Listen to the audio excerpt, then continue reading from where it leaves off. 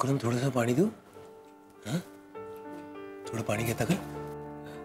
झोपल्या वाटतं.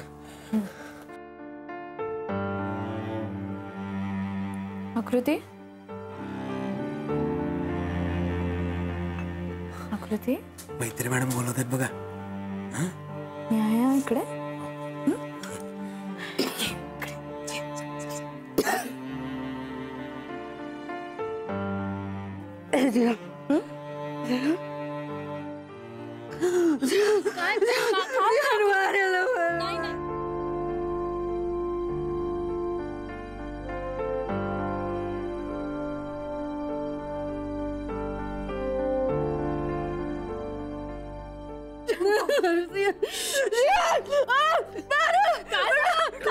काही नाही करणार.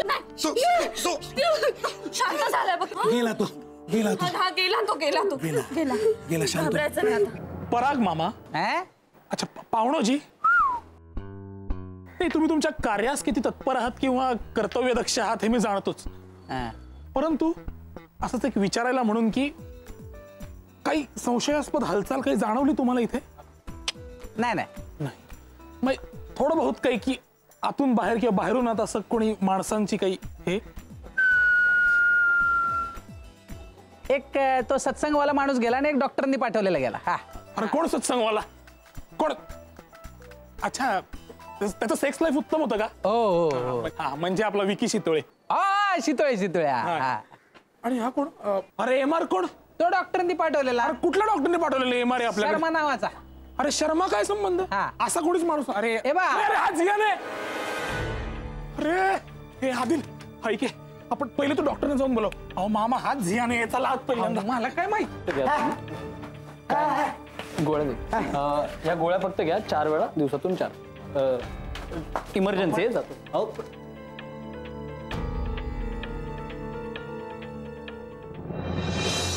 थोडस दुखत. काय झालं? काय सांगायचं डॉक्टर, काय झालं?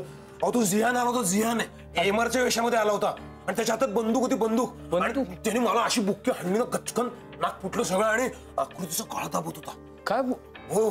आकृती बरीच ना तू? बरी आहे, बरी आता बरी आहे, पण थोडी शॉक मध्ये. अरे तुम्ही ओरडून बोलवायचं ना मग आम्हाला. अरे विकी, आम्ही वरच होतो. हो ना. कसं बोलवणार? त्याच्या हातात ती रिव्हॉल्वर होती, सायलेन्सर लावलेली. आवाज नाही येत त्यांनी.